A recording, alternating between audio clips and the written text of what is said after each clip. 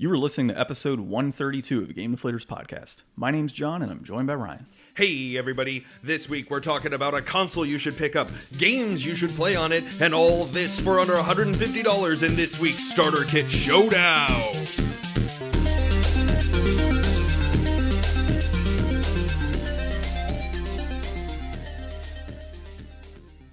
So Ryan, we have done quite a few of these over the span of our podcast, and this week we're going to look at the PSP, which is interesting because we thought that we were done with Sony, and then you were just like, hey, we haven't done PSP or Vita. It's like, oh, okay. I mean, this could have been great timing like a couple of weeks ago when it was like, oh no, the stores are getting shut down, but not really, but like the PSP stores are still getting shut down. So I don't know when exactly that is happening, but I think it's July, technically, is when all of it's getting shut down. Yeah, hopefully this gets out to, everybody before then, at least. We'll see. So as Ryan said, we're looking at the PSP this week. The PlayStation Portable had, four different versions, technically, because you had the 1000, the 2000, the 3000, and the Go, I think, in total. Are there any I'm missing right there on those variations of the PSP? No, I think, well... Yeah, I think that's about it. If it's not, let us know on our social media, at Game Deflators on Twitter, and then at The Game Deflators on Instagram and Facebook, as well as our podcast applications. I mean, there's lots of on there. Color variants. Well, yeah. There's I've got the God of War red one with the silver Kratos on the back. Oh, it's the best. There's a blue one. There's obviously a black one. There's a silver one. There's a Final Fantasy. There's a white one. Yeah, there's like tons of random variants. So, I mean, pretty collectible actually. But it launched in March of 2005, March 24th to be exact, with a launch price that looks like $249.99. And Ryan, if you want to go through this launch lineup, because I can't see it from my location here in the room. So I wanted to throw some extra stuff in here. So I'll just touch on, I think getting an idea of what the launch lineup will kind of show you, what was going on at that time. And, I was a huge proponent of the PSP from the very beginning. And I was there on launch day and I got a couple of these games. But all of the games are Ape Escape on the Loose, ATV Off-Road Fury, Blazing Trails, Darkstalkers Chronicles, The Chaos Tower, Dynasty Warriors, Gretzky NHL, Luminous, Metal Gear Acid, MLB, MVP Baseball, NBA Street Showdown, Need for Speed Underground Rivals, NFL Street 2 Unleashed, Rengoku Tower of Purgatory, Ridge Racer, Smart Bomb, Spider-Man 2, Tiger Woods PGA Tour, Tony Hawk's Underground 2 Remix, Twisted Metal Head On, Untold Legends Brotherhood of the Blade, Wipeout Pure, and World Tour Soccer. It's actually a quite hefty lineup right there, man. And diverse. Like a release. Yeah, there's a little bit of something for everyone in here. I picked up Darkstalkers and Luminous, I'm pretty sure, for my launch title games. Well, I didn't pick up a launch title game because I didn't pick up a PSP at launch. But, I mean, when you look at this, the only thing that could possibly, have upended this would be, well, Nintendo. And all of their options. Yeah. So, I mean, that's really what the PSP was trying to come in and, and be is another handheld and competition to Nintendo.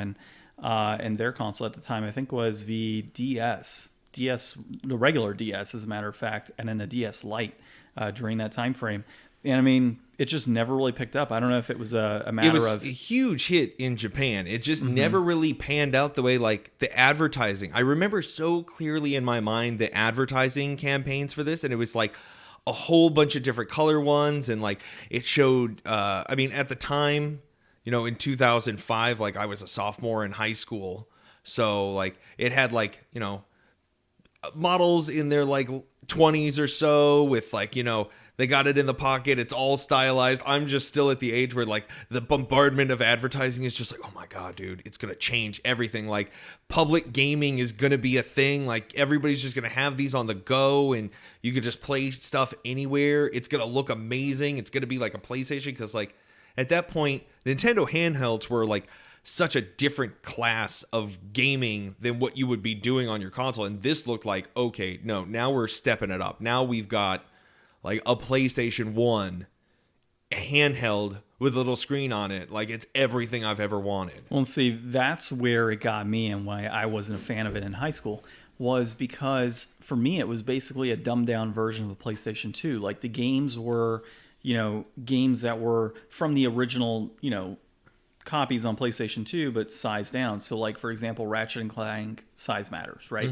It was Ratchet and Clank, but it was not exactly Ratchet and Clank, right? But does size matter? Yeah, but the size matter. You had like Twisted Metal Head On, but it wasn't like Twisted Metal Black. You had Ridge Racer, but was it really like that great of a Ridge Racer? Like everything was like super scaled down. Metal Gear Acid, another option there. Like that's supposed to be pretty good though. Yeah, it's supposed to be pretty good. I actually have it, and that's what kind of drew me into the PlayStation Portable. And we'll get. But into that's that in a also bit. like, isn't that like a it's like card-based game? Or something? So like you get what I mean. Like there's a lot of titles like that really just kind of drew my attention away from the PSP. Like I looked at that and said, I don't want to play basically like a mini PlayStation 2 with worse graphics. That's where my mindset was when instead of like a portable PS1. Exactly. So my mind was more on I've got a PS2. Why do I need this PSP? And that's where Nintendo kind of, they have their games that are, like if you look at Nintendo Land, for example, on the Game Boy, where it's not a good copy. Like it's good, but it's not like Mario 3 or Mario 1. Like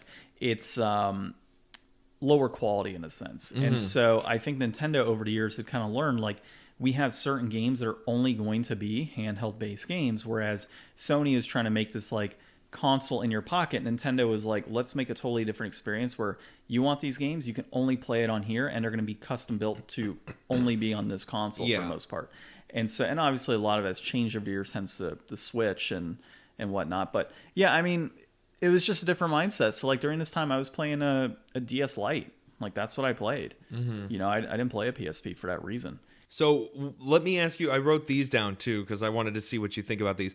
What do you think of UMDs, and what do you think of like the PSP being like, it's really the first best like multimedia portable like experience? Like it's before the iPhone, and it does so much of like kind of what the iPhone would eventually become, with like dominating portable gaming and being everywhere the way PSP wanted to. But like it was a place where you could watch movies, it was a place where you could listen to music, it was a place where you could play games. It was all of these things in one really sleek, high quality name brand device. But the UMD was kind of the driving force behind all of it.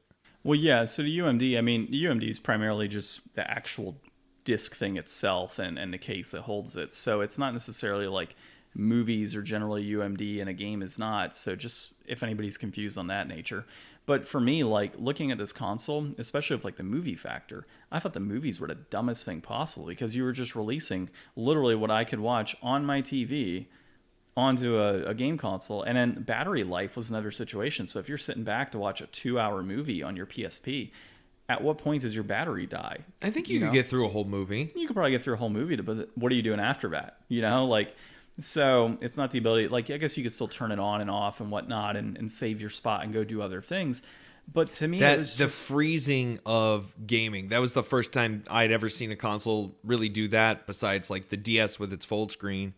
Well, did the Game Boy SP do that? When you close the screen, did it just freeze it where it was? I want to say I kept it on. I think if you closed it, it was still technically on. I feel shameful for not remembering. I don't remember, dude. Like, in all honesty, like, I guess we can kind of jump into our time with the console here. But for me, the Game Boy Advance, when I was playing that was my last, like, outside of maybe some of the DS, but the Game Boy Advance was really like my last big handheld that I consistently played a lot. Yeah. When it got to like the DS, I played a few games here or there, over to PSP, but for the most part, PS2 all the way for me. Like that's what I was playing. But back to the UMD aspect with like the movies, it's just kind of that same deal, right? Like, why would I watch a movie on my little handheld when I can just watch it on my TV when I get home? Like, I guess I had that type of patience as a kid, and I also had extracurricular activities. So I was, I'd play baseball and cards after school, and video game tournaments and all this other stuff. I mean, so like, but you had like a brother. Yeah. So like, what if somebody was watching something and you wanted to watch something? Now you could. Yeah. Now you had your own thing. Except he had a PSP and he was hooked to it. So it was the opposite. Okay. So yeah, he was on the PSP all the time. And so you got to see it taken advantage of in the way it was intended, while you were hogging the PS2. Well, yeah. Well, no, we both had PS2s, so we were all good on that. So we had separate PS2s for that reason exactly. So my that way we gosh. could both play our own games. No, I mean, dude, we saved up our money to buy them. Yeah. Like, it was one of those things, like, we saved up allowance. We did, like, yard work and stuff. Tried to save as much as we could. And we bought our own PlayStation 2s and we bought our own games whenever we came across money. And, you know, it was a race to go to the laundry machine to see, like, who could get, you know, extra cash that fell out of pockets. Dude, my dad would leave 20s in his pockets all the time. So I would find $20 bills and be like, oh, look, I saved up all this money for this new game. So it's pretty fun when you look back at it. But yeah, during at least seeing what my brother was playing, he played a lot of Monster Hunter. Actually, You got the claw going on. Yeah. Oh, yeah. Trying to play Monster Hunter on that game was... I tried it back in the day, and it was tough. Yeah, so Monster Hunter is so much better now. The few games I remember playing a little bit were Monster Hunter with him, because I'd pick it up and be like, all right, let me try. Be like, oh, it's so cool. Like, give it a shot. And I'd play some Monster Hunter. Luminous was the one that I actually got kind of hooked to, but that was the only game I actively played on there. And then I tried to get into things like Portable Ops and Acid, and while they're noteworthy titles for me and they really do stand out, they're not necessarily things that I got hooked to, right? Like, I was playing, by the time I started playing Portable Ops, Metal Gear Solid 4 was out. Mm-hmm. You know, so like, why ever would I go to like Portable Ops when I could sit there playing, you know, Metal Gear Solid 4 on my PlayStation 3 at that point? So it is what it is. But like, I saw my brother playing a lot of it, and I've collected PSP games over the years. So in the event that I do want to go ahead and play, I've got that, you know, opportunity to play. And I do have a number of titles. I probably got, I don't know, 25, 30 PSP games that I've kind of hand selected over the years. So how about you? So yeah, I got PSP at launch. It was so cool. I loved it. I had Darkstalkers, but I didn't know, I'd never played Darkstalkers. I'd never been like a fighting game person, and I didn't know anyone else that had a PSP, so I did not hang on to that game for very long. I played a bunch of Luminous. I got so excited for Death Jr., which is like, I think just an average 3D platforming adventure game. I have that game too. And like, I bought the comic books for it, and I was pumped, and it just kind of was like, meh, I guess. I don't know what got me so excited for it at the time. And then later on, I eventually traded it in, and I got my red PSP with Kratos on it and the God of War. I think that was the Ghost of Sparta one, or maybe it was Chains of Olympus. I forget which one it was. But like, both of those games are excellent. I mean, God of War is like one of my favorite franchises, and those games hold up as just like more decent God of War. I mean, the PSP wasn't the best, like the little nub that it had. Like, the Vita is such a better design with having dual analogs again. But, you know, they did what they could. I was so excited for the technology at the time, and I really hoped that it would catch on in a bigger, better way, and just never quite did. There's also like a tie-in with like the UMDs. I remember when the PS3 was being rumored, and I saw this really cool render that was like, it had a spot for your like discs for your PS3 games, and then it had like a separate drive for UMDs in the console render. And it was like, if you could just plug your UMDs in there, like, that'd be so cool, like to have something that takes two different media again. Yeah, I think one of the things that I really hated on the PSP, to be honest, was the memory card aspect of it. The proprietary memory sticks that were so expensive. They were expensive when they first launched. They didn't exactly have a lot of space. Didn't they go as low as like 512 megabytes, if I recall? I think something like that. I mean, at the time, it was like... That was a lot at the time. This was pre-PSP Go, and I think the idea of like digital games was kind of just emerging in the console space. Like, obviously, that's what computers are made for, but like, you really hadn't had games where you had to download anything. It was mostly just save data. Yeah. It was just memory cards at that point. Yeah, I mean, that's basically what it was. And still, I wasn't a huge fan of it. Like, having these sticks where, like, as opposed to a DS, it just kind of saved on the cart, you know? Like, I didn't have to worry about it. And that was one of the things, I guess, that drew me in, was having to have all of those different types of accessories tied to that console. It was just like, why even bother? Like, just, if I can get a DS and it saves on there and it can go into, I think the DS Lite went into sleep mode, if I'm correct. Like, I have all these different options on, if you're Nintendo and various Mario games and RPGs and whatnot, that it never drew me in. It just always, everything about it just kind of drew me away. Now, looking back on it, I really wish I would have picked up a lot more games on the PlayStation Portable, and I've got quite a few, but yeah, I mean, for me, it wasn't a console that I truly enjoyed. However, yeah, I've grown to, appreciate a lot of the titles that are on that console and what it is. I mean, obviously, when you look at that launch title list, it's ridiculous, what's on that list when you start thinking about it and what it launched with. I mean, above and beyond, I think now, better than what Nintendo could have released on the DS. Yeah. I think that, talking more about, games, a lot of the games that I would get excited for and try to buy, I was always kind of disappointed. I got this RPG and I didn't know anything about it really. I read an article on it and it was supposed to be all right. Popo LaCroix. And I think it was I bought just that. It was just okay. Coded Arms was a shooter game, and I remember it being fun, but also just kind of okay.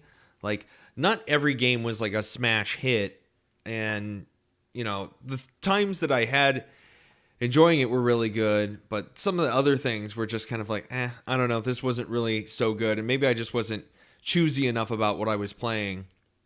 But then also the hacking scene on the PSP is something we got to bring up, because the hacking on that was crazy. I used to go into a GameStop and there was a guy in there that worked there, and every time they would get a used game in, he'd basically just put the UMD in his PSP and start burning it onto his system.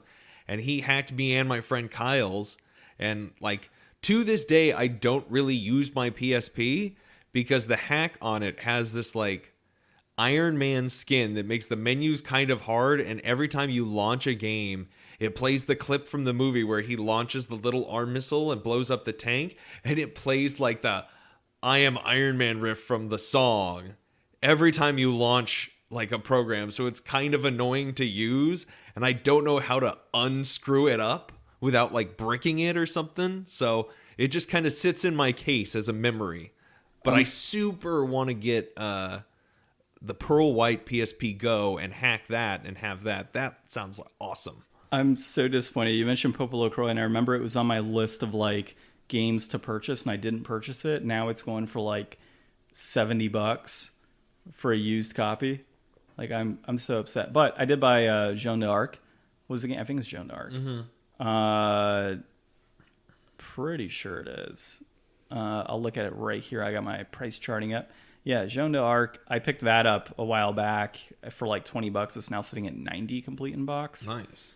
So there's a lot of games in here that, I've picked up over the years that pretty decent, and they've increased in value. But the one that I've always wanted is Popo LaCroix, and I just never picked it up. Yeah, so. It's an okay game from what I can remember. Yeah. I've got 32 or 31 PSP games on here. So not bad. Well, let's get to what we're all here for, the actual starter kit showdown. So this week, head versus head, me versus John. Who's got the better starter kit? John's going in strong off the bat. What kind of console are you picking up here, John? I'm grabbing a PSP 3000. So one of the things that I recall when I was in school was that the PSP 1000 had pixelation issues where it'd have dead pixels that came up every now and then, whereas the 3000 corrected a lot of the problems that the earlier consoles had. Plus, it wasn't as bulky and it was slimmer. I guess that's really just kind of the same thing, right? So it's a slimmer console, very light, and that's the one I currently own. It's a 3000, so let's stick with that. And I am going to go with the classic PSP 1000 because it's only $50. So it's cheaper. I really liked the heft. The original PSP 1000 felt like it was really made of something. I like my God of War one, but it feels so plasticky and cheap sometimes, almost like it's got that McDonald's toy kind of feel to it. But I still love it and it's still great. But I would really recommend for starter somebody getting this for $50. And if it doesn't pan out, it only costs you $50 for the console, and you can always upgrade, get a cool collector PSP 3000 or something. I think that once you get into collecting, especially portable consoles, I think a lot of people will collect multiple of a portable console to get different variants and stuff if that's something you're into. So if you're gonna go that route, why not get the cheapest one to open up so that you can at least start playing more games too? Yeah, that's true. Well, let me jump in. I guess I can start us off here, and I'm sure you've got quite a few games on your list. Whoa, what is going on? What do you mean, what is going on? You have total value $200. Yeah, what did you put? We're doing $150. Oh no! Oh no! Okay, well I'm jumping down to the PSP, from 3,000 to the 1,000, Ryan, to get my value in. I thought you were doing 200 for some reason. What have we done 200 on recently? We usually try to keep it under 150. Keep thinking 200. We had to go higher for the PS4. Man, I'm doing house stuff. That's my excuse. My mind is elsewhere. It's okay. It happens. Okay. So PSP 1000. I got to stick with the 1000 now because Ryan called me out on my shenanigans. All right. So starting out strong here, we've got Tony Hawk Underground 2 Remix. So I don't know. You probably have this on your list too, to be honest. But yeah, this is the best game on the PSP. The soundtrack's baller. Yeah. So fantastic game in the time that I played it. And I mean, it's Tony Hawk. I love Tony Hawk. You can sit back and play a Tony Hawk game for hours upon hours and not give a damn. And there's just tons of unlockables within these games. Underground, of course, had that nice type of feel of starting from the bottom and going up and raising through the ranks. It's got Jackass in it. Mm-hmm. Yeah, it's got just, like lots of level diversity. Of course, it plays really well for PSP because, like, for the most part, you don't need two analog sticks to do Tony Hawk. No, not really. Because, I mean, a lot of the time you're using like the one analog stick and then you're using like your X and square and various other things to be able to do what you need to do in your moves. So, yeah, I mean, for me at 20, and by the way, I did go complete in boxes go round. You should be proud. I mean, you got to. Mainly because I absolutely hate storing loose PSP games. I'm like, screw that. We're going complete The in box. UMDs are awkward. Yeah, they but really their little are. boxes are so cute, too. I like the tiny boxes. I used to have a lot of those, and I just started tossing them. Like, I've gotten replacement cases over the years for any of my loose games. And then printed out, like, my own covers. Oh, your own covers? Yeah, which, dude, with this printer right here I've got, can do a nice job on printing covers. But $23, complete in box. And, you know, I love Tony Hawk, so that's the way to go. The next one's going to be Capcom Classics Collection Reloaded for $17. I mean, look, if you have an opportunity to get a ton of Capcom games on one game itself, that's the way to go, for sure. Like, no picking up any of these, you know, crazy random, you know, titles here and there. I mean, for example, there's, what do you got? You have the Castlevania collections also on the PlayStation Portable, and that's, I think, $27. So, like, there's tons of collections on the PlayStation Portable that you can pick up that are fantastic. Mega Man is another one that's on there. So, for me, I decided Capcom. I feel that it has the widest variety, and it doesn't stick me to one genre necessarily. It kind of gives me a wider breadth of games that I can experience. So, $17 complete in box on that. I think I've had this title or franchise on every PlayStation console, like, challenge that we've had. Hot Shots Golf Open Tee, number 1. $4 complete in box for this one. I love Hot Shots Golf. I hate watching golf, but for some reason I love playing golf video games. There's just something like relaxing about it. And the Hot Shots Golf, it's just so quirky. Like, you have all these different characters with their different abilities, and it's not like you're playing a Tiger Woods game. You're playing Hot Shots Golf, and it's fun. Like, there's just something about these games. It's got some antics. Yeah, you got your antics going around with it. It's just the music to it is just kind of relaxing. It's not boring. They're fun. And then it almost reminds me, I guess it would remind me of like Mario Golf, right? Mario Golf has its random antics and such as well, but there's something different about Hot Shots, man. It's like there's like a fine balance between like playing a real golf game simulator like a Tiger Woods and playing like a Nintendo Mario Golf. It's like, it feels to me like it's almost right there in the middle in a sense. And that's what I've always really liked about it, because it can be competitive and fun, but it still has those like video game-esque elements that don't make it real. Yeah. So that's always really resonated with me with this game. The next one is Luminous for $6. I already kind of discussed why that one was big for me, but it's a puzzle game. It's musical. You really get into this title, and if you haven't played Luminous before, go check out a video on YouTube or something and give it a shot. Just watching it, you're gonna feel hooked and want to play the game. It's an exciting game. Yeah, it's unlike any other puzzle game that I've ever played. It has like that Tetris-y vibe going to it, but at the same time has that like I'm trying to think of the right type of game, but like your music-based games where you're kind of going with the flow of things and you're hitting your buttons at the right time. Like it's just rhythm games. Yeah, you're right, like rhythm games. So it just has that feel to it, and I absolutely love it. Puzzle rhythm type game, and really flows nicely. And then there's obviously Luminous 2, which I think goes for about the same, if not a little more. The next game I've got on here is Ridge Racer. You and I have played some Ridge Racer on the PlayStation 1. Totally enjoyed that. It was a ton of fun. The Ridge Racer, I played more of that game after we played. Yeah, the Ridge Racer franchise is so underrated, like unbelievably underrated. We actually need to play at some point. I think it's Ridge Racer 7 on the PlayStation 3. Sounds good. I'm down. Well, we just FYI for people, nothing is hooked up yet in my house, so it's been a hassle. But Ridge Racer 7, I had a blast. It was actually one of the, if it wasn't a launch title, it was close to launch on the PlayStation 3. And picking up on the PlayStation Portable is it's totally worth it. I think it's better than Gran Turismo. If you're, unless you're into like the whole realism aspect of vehicles and the customization of like actual, dealership type cars, Ridge Racer's the right way to go, I feel, in any situation for a racing game. And my last one, and by the way, Ridge Racer was $13 complete in box. And in my last one here, I put a bulk of my money on this one, man. Mortal Kombat Unchained. I love Mortal Kombat games.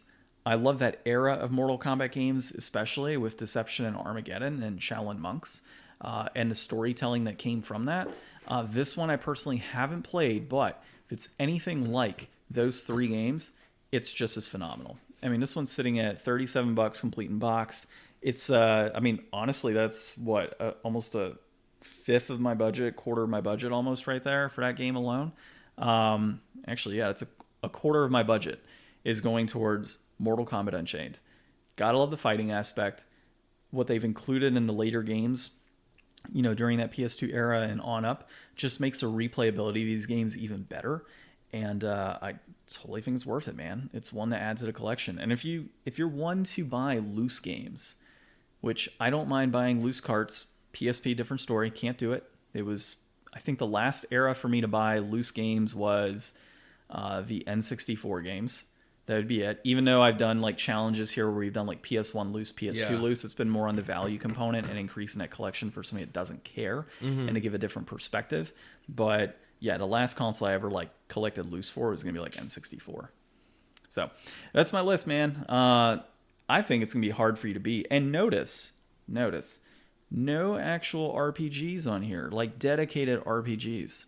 This is a first. It's a monumental moment. You're letting a lot of people down. I probably am. Yeah. Dude, RPGs in this console are expensive. Like, if you want a recommendation, Star Ocean, I think First Departure is like $15. And there's a number of RPGs in that $20 range. So I think you've got Valkyrie Profile Lenneth is on there for fairly cheap. Final Fantasy, I think 1 and 2 are fairly cheap on there. Final Fantasy 4, those are all like under $30. So if there's anything on here you're just like, nah, I'm not a big fan of those types of games, and you want an RPG, there's actually some pretty quality RPGs. Oh, I've got one on the PSP. Oh, you got one. Oh, yeah. This is a change, man. No, like, it's not. I always hit all the marks. You try. But so, like, I'm always like all platformers, like all RPGs. Yeah, or some crazy shit like that. I think John might have a pretty good list there, but the thing is, our lists have a lot of the same stuff.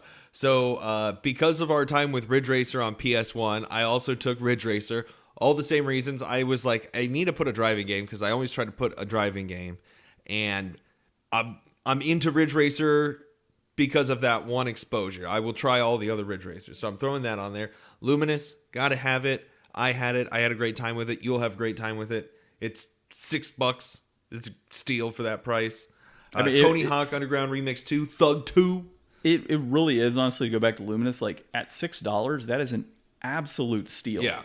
Seriously, if you have a PSP and you don't have that game, just pick it up. Like, I mean, I have a PSP and I don't have any of my old games for it anymore. I should buy it. Yeah, like it's 100% a must buy on the console. So with all those same games out of the way, I guess I'll pick up with the RPG that I picked up. I got Disgaea Afternoon of Darkness.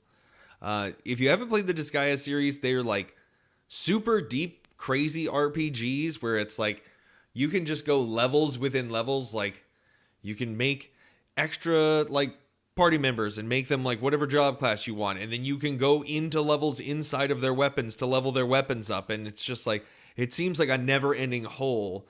It's tactical RPGs that's like, I think this is the one where I think his name's Laharl, and he's like the demon prince, and then there's like this succubus girl and this angel girl and this space guy and the prinnies, if you've ever seen those. They're like peg leg penguins.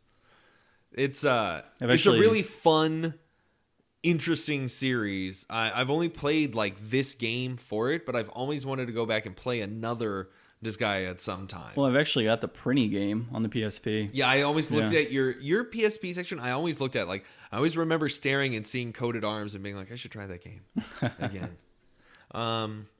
Also, God of War Chains of Olympus I threw on here, $18. That's really good. And if you don't want to have God of War on the PSP, you have the option now of getting it on a PlayStation 3. So you do have the collection on there, and I think it's actually cheaper to get like multiple games. So I'm gonna just trash Ryan's list right here. What are you doing? Yeah, go buy it on the PlayStation 3. Don't listen to Ryan. Like, come on, cheaper options. Here's John helping you with your pocket. Next up, I got Mega Man Maverick Hunter X. This is a remake of Mega Man X, and it's got like another play mode once you beat the game where you could play through as Vile and use like different weapons, and you like kind of customize his loadout. I think I saw the Super Beard Bros do a playthrough of it, and it looked like a ton of fun. I mean, Mega Man X is a great game already, so why not add more to it? And that's pretty good. That's $12. And then I kind of got a little crazy here. Like, for some reason in my mind, I was like, okay, I have to have like some kind of puzzle game or something. I already had Luminous. I don't even know why I put this on here, but I put Puzzle Quest Challenge of the Warlords on here. And I think a lot of it has to do with the fact that like it is that pre-iPhone. Like, we didn't have Candy Crush yet. You know, the best thing that we had was Bejeweled, that you could maybe play at one of those like little bar like touchscreen machines. But like the Match 3 color gem thing was like a big craze. This was like the time where everything was going that way. And the Puzzle Quest series, I played several of those for different platforms, and I think they're the perfect like on the go kind of game. And the PSP is meant to be an on the go kind of console, so I think like something that you could play that's fun and short, and you don't necessarily have to be fully into to be a part of it, is a great choice for this. And that's cheap. That's $7.50. I was trying to find like a game that would better fit for you on that, because you've already obviously got it. You can go Secret Agent Clank for $7 and swap that out, because you've got 2 puzzle games on here. Yeah, I guess I don't have like a real, well, yeah, I don't have like a third person platform or anything. So I guess I could do that swap. That would be a good interlude. And then the next choice I have, this is actually a 2D platform, N+. Did you ever play N+? Where you're that like little ninja silhouette and you've got to do like all these crazy jump puzzles to like get through like a maze without touching the floor and stuff. I swear I have, but there's so many games that have had like that concept that it just like muddles together, right? Like, this was the one that I remember, like the original. Like, I think it started as a Flash game. I know that I played a lot of it on like 360 and arcade with my friends, but like it was also something really of that era, and another game that is a great portable like pick up and have it, and it would feel so much more rewarding with tactile buttons than playing it on like a touch screen. So that's my list. I think that we both had some really strong choices, especially because we both had like half the same list. There's a lot available on PSP, and for the most part, like, you could get a lot of the good stuff for not crazy expensive. Like, if Popo LaCroix is $90, that's not really something you gotta have unless you want to like collect all the RPGs or something. But like, which unfortunately, that's where that's my your mind bag, is always yeah. at. Yeah. So, but I think the PSP is a great choice, and I'm glad that we were able to talk about it. I think there's a lot out there for everybody, and I mean, for $150, I think either of these would be a great place to start. yeah, I agree, man. So I'm a huge fan of the console nowadays compared to what I was in the past, and hopefully you all agree and have kind of seen it age over time and can appreciate the games that have come out on this console or did come out on this console. And I think the Vita is going to be the same way, man. I think there's going to be a lot of games. Vita's going to have so much more choice, and the Vita's so expensive now. Yeah, I know. I'm going to wait for that to drop down. It'll drop down in price again at some point. Like, well, they're not when they're going to be shutting down the store like next year or the year after. No, I know, but right now it's panic. You know, no, the Vita, they're not shutting down the store from what I recall. Not yet. Not yet. But they will. They will, which I think we're gonna have this discussion will come up again. It will, for sure. Well, what's crazy is like, you know, just the way games are going right now with all of the crazy prices, like everything is up in price right now. And I can't see it sustaining that over time. Like I can see it correcting after a bit. It'll stay up, but not, I don't think it's going to be to the extreme levels that we're seeing right now. Like this is just stupid. I mean, everything is going up in price. You know, houses, gas on the East Coast is going for stupid rates because they can't get it. Video game prices, like it's just nuts. So I think once kind of, you know, things kind of settle back down globally, hopefully video game prices kind of stay plateau for a while and I can jump in and grab some of these because things are at outrageous prices. Outrageous. Okay, well, if you enjoyed this episode, of course, hit us up on social media. We already gave you the link and all that good stuff before, and we've got a link in our podcast description. But also find us on other podcast applications if you're not happy with the one you're using. So Podbean, Spotify, Apple Podcasts, Podcast Addict, Overcast, and CastBox. I think it's the fastest I've ever done that one. And let us know whose list was better personally. Who won? Who did it? I mean, I came in at like 154 technically, so like a little over budget. Whereas Ryan came in at, it looks like, at 96 cents left over, I think. Yeah, 67 cents change left over. So you can get bubblegum for Ryan's money. With mine, you're going to have to reach into the pocket and get a little extra. But I think, you know, when... You got to go scrounging in the dryer. Yeah, go in your dryer, find something, or find a 5 or 20. But at the end of the day, of course, mark me as a winner on this one, because we all know it's true. And you got no combating on that, dude. No, too busy yawning. You bore me, John. You bore me with your taunts. Well, we'll see, man. The people will let us know. Just let us know on social media. All right, well, this has been episode 132 of the Game Deflators Podcast, PSP collecting on a budget, I feel. My name's John. I'm Ryan. And thanks for listening.